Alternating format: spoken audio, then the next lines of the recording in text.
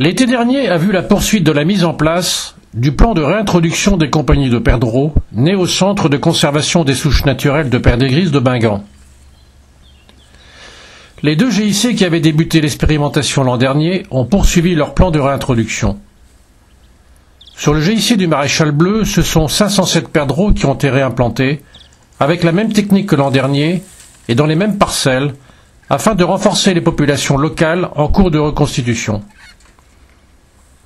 Près de 500 oiseaux ont été lâchés sur le GIC des Deux Caps, sur une surface plus vaste que l'an dernier, les comptages de printemps 2012 ayant indiqué des densités en nette progression sur les zones de réintroduction choisies en 2011. Avec le doublement de notre centre de reproduction, il a été possible d'associer l'été dernier deux nouveaux GIC à la démarche. Celui des Watringues où 415 jeunes perdreaux ont été réintroduits et celui du Plat Pays avec 325. Les deux nouvelles structures ont bien sûr souscrit au protocole mis en place par la Fédération. Une fois la saison d'élevage achevée, vient le temps du nettoyage, du conditionnement, du stockage et de la remise en état des parquets de ponte, des caisses d'élevage et du couvoir. L'ensemble du matériel est lavé au nettoyeur haute pression, la tuyauterie et les abreuvoirs détartrés, l'ensemble étant ensuite désinfecté avec un virucide, bactéricide et fongicide. C'est ensuite le rangement à l'abri des intempéries et le tri des parties abîmées pour remise en état au cours de l'hiver.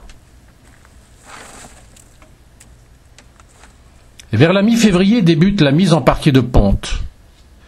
Viennent alors les opérations de capture dans les volières de Bingan, opérations qui doivent être réalisées le plus adroitement possible afin de ne pas trop stresser les oiseaux.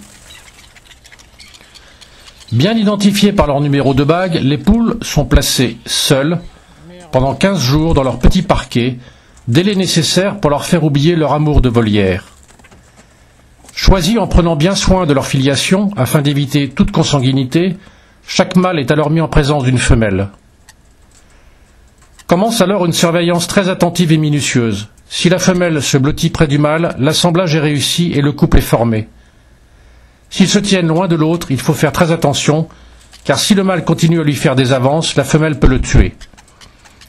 Ce suivi et cette surveillance doivent être réalisés au moins 6 à 7 fois par jour, et si à moyen terme on s'aperçoit qu'ils n'ont toujours pas une attirance l'un pour l'autre, il faut se résoudre à changer de mâle.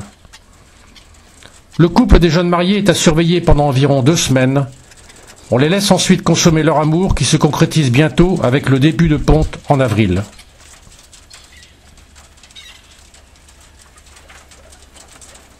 Enfin, pour terminer, dès la fin des comptages de printemps, nous vous tiendrons rapidement informés dans notre journal fédéral de juin du résultat des implantations estivales de 2012.